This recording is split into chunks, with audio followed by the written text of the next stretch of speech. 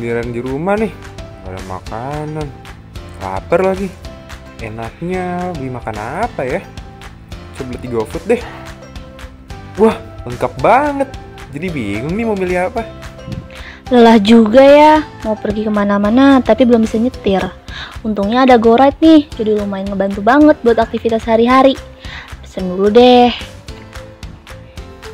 Aduh, saban habis, mana males banget keluar. Untung ada Gojek dengan aplikasi GoMart-nya.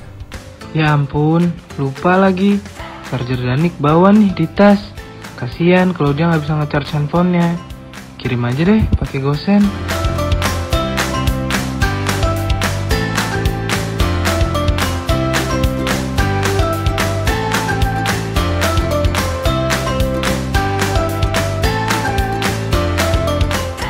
Saat ini, pengetahuan dan kemampuan untuk menciptakan serta memanfaatkan knowledge dipertimbangkan sebagai sumber paling penting dari keunggulan kompetitif perusahaan. Nah, knowledge atau pengetahuan ini diperoleh dari media dengan data serta informasi yang terstruktur, seperti misalnya buku, dokumen, atau hubungan ke orang yang berkisar dari pembicaraan ringan hingga ilmiah. Jadi, dalam organisasi, pengetahuan atau knowledge diperoleh dari mana aja sih? Jadi, knowledge atau pengetahuan ini diperoleh dari individu maupun kelompok yang mempunyai pengetahuan atau kadangkala dalam rutinitas organisasi. Nah, menurut Nonaka, terdapat dua jenis knowledge dalam sebuah organisasi, yaitu tacit knowledge dan explicit knowledge. Tacit knowledge meliputi modal mental dan kepercayaan diri dari setiap kerja. Nah, tacit knowledge ini juga sulit untuk diekspresikan oleh tiap individu. Sedangkan explicit knowledge adalah knowledge yang dapat dibagikan atau dikomunikasikan kepada orang lain. Nah, explicit knowledge ini dapat diungkapkan dalam bentuk kata-kata atau angka, serta dapat disebarluaskan dalam bentuk data atau spesifikasi.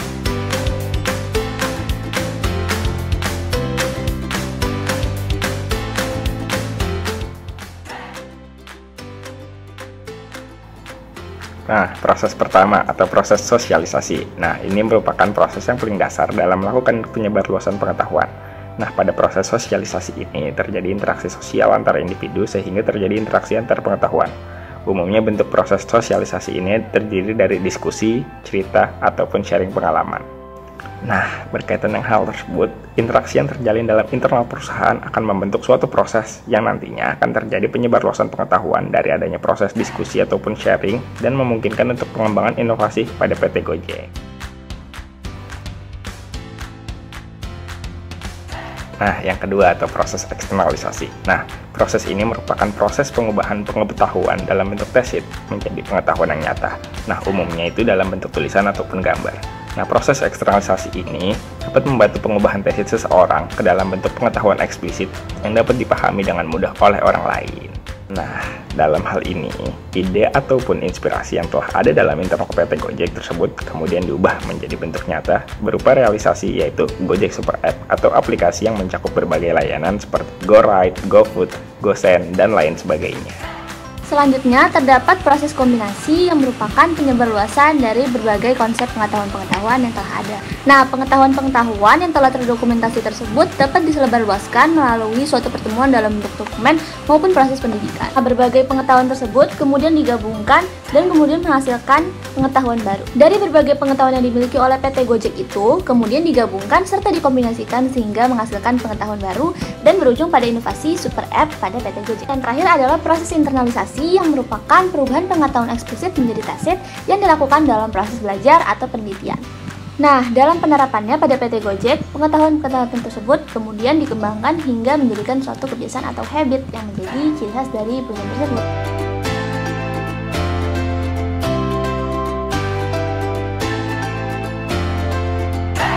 Menjalankan presenting of listening pada perusahaan Gojek. Sebenarnya, presenting of listening itu apa sih? Kali ini akan saya beritahu. Presenting of listening adalah suatu keadaan di mana seseorang atau perusahaan mau mendengarkan orang lain serta diri sendiri dan peka terhadap perubahan. Nah, Super App itu Gojek sendiri itu apa? Super App Gojek itu sendiri adalah sebuah aplikasi yang dimiliki oleh perusahaan Gojek, di mana aplikasi tersebut bisa untuk melakukan pemesanan lebih dari satu, yaitu seperti pemesanan makanan, pemesanan Gojek, pengiriman barang, pemesanan minum, GoClear, GoMart, dan sebagainya. Cukup banyak kan aplikasi itu memiliki pilihan-pilihannya. Nah, Hal tersebut dikarenakan pemimpin pada perusahaan Gojek dan juga karyawan Gojek itu mampu melihat permasalahan yang ada dalam kehidupan. Keren banget kan perusahaan Gojek ini, dan juga perusahaan itu juga mau untuk mendengar feedback yang diberikan agar mengimprove aplikasi Gojek itu sendiri. Keren banget kan?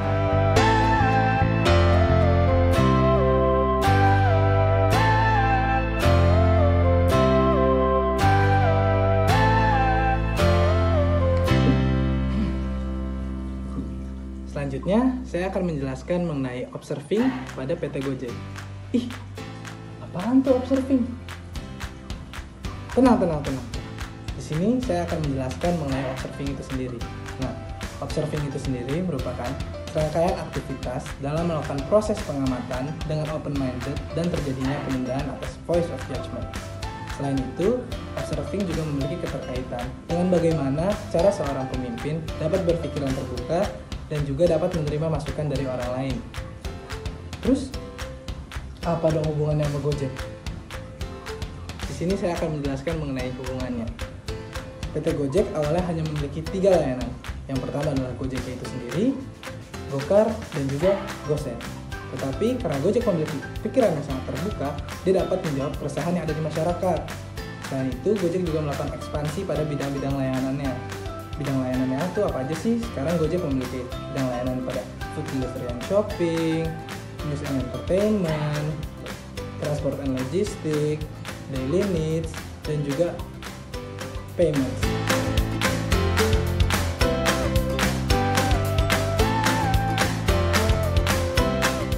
Selanjutnya, saya akan menjelaskan mengenai sensing. Udah, tenang. Gak usah pusing dulu. Di sini saya akan menjelaskan mengenai sensing. Nah, sensing itu merupakan serangkaian aktivitas terkait hubungan dengan kekuatan seseorang dalam membuka hatinya agar terjadinya perubahan yang mendalam.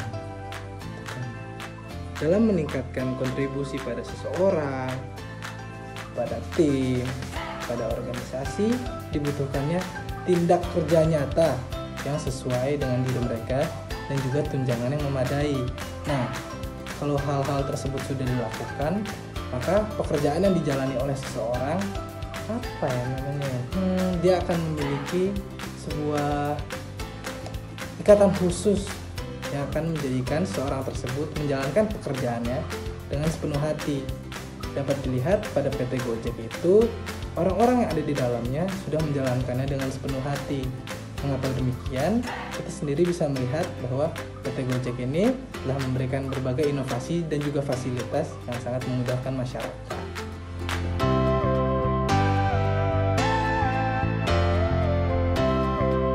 Nah, dalam sebuah organisasi pasti perlukan adanya adaptasi untuk dapat bertahan di perubahan ini.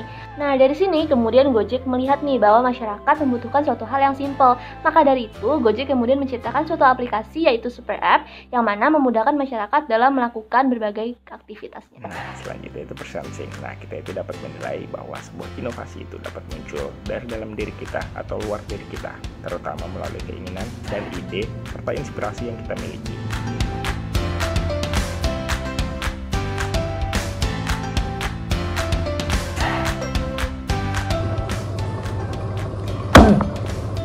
Ada tahapan lagi nih.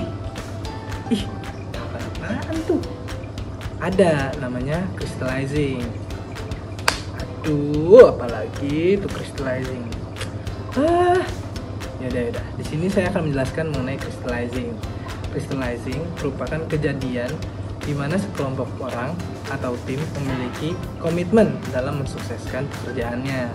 Nah, hal tersebut tuh dia bakal menciptakan sebuah medan energi yang dapat menarik pelanggan, peluang, serta sumber daya yang menjadi tujuannya dapat tercapai. Nah, setelah penjelasan saya tadi mengenai crystallizing, di Gojek tuh terjadi tuh yang namanya crystallizing. Karena semua orang di dalamnya memiliki tekad, komitmen, serta integritas dalam menciptakan pelayanan untuk masyarakat. Maka dari itu, Gojek tuh dapat menciptakan sebuah inovasi yang sangat memudahkan masyarakat.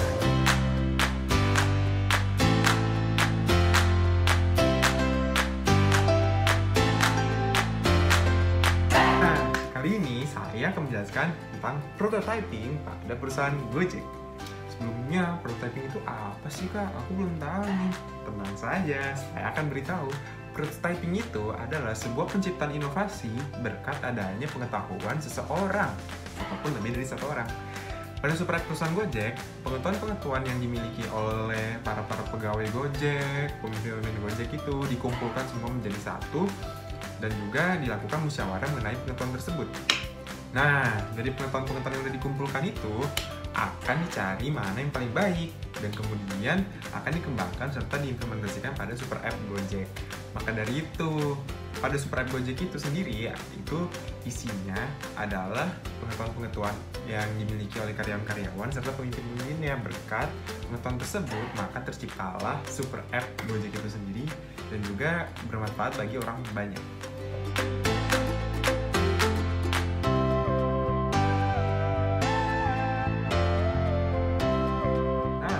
Setelah tadi saya sudah membahas mengenai prototyping dan menjelaskan kepada kalian semua, kali ini saya akan menjelaskan mengenai performing pada perusahaan Gojek. Ya, kak, saya udah ngerti nih, performing itu apa sih? Tenang saja adik-adik, kali ini saya akan menjelaskan juga performing pada super app Gojek. Sebelumnya, performing itu adalah sebuah keadaan di mana suatu organisasi memiliki sebuah hal di mana hal tersebut mampu untuk bermain di segala aspek. Maksudnya apa sih kalau bermain di segala aspek? Maksudnya adalah di mana perusahaan Gojek ini memiliki sebuah aplikasi di mana aplikasi tersebut mampu bermain di seluruh aspek. Contohnya adalah aplikasi tersebut mampu untuk melakukan pemesanan ojek online, mobil online, pengiriman online, makanan online, dan juga bisa melakukan pengantaran pakaian dan sebagainya ke orang lain dengan hanya duduk di rumah saja. Maka dari itu disebut juga dengan performing.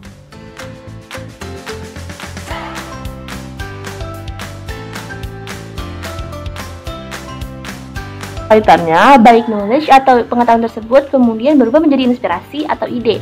Nah, ide atau inspirasi ini kemudian yang menjadi karakteristik utama dalam presenting dalam aplikasi Gojek. Dengan demikian, dapat dikatakan bahwa sebuah knowledge dapat ditemukan dari sebuah inspirasi atau presenting, ataupun sebaliknya, di mana knowledge yang kita miliki akan dapat menemukan sebuah inspirasi yang nantinya akan dapat kita kembangkan.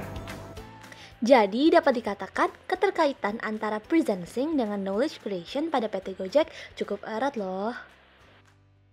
Berbagai ide untuk inovasi pada PT Gojek ini dilakukan dengan menggunakan pemikiran dari dalam diri.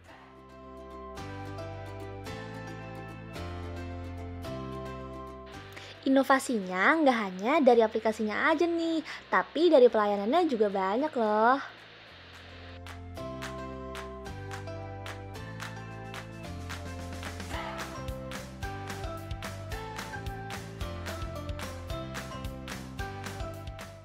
Gak bisa dipungkiri, dengan adanya Gojek sangat amat membantu kita dalam melakukan kegiatan sehari-hari.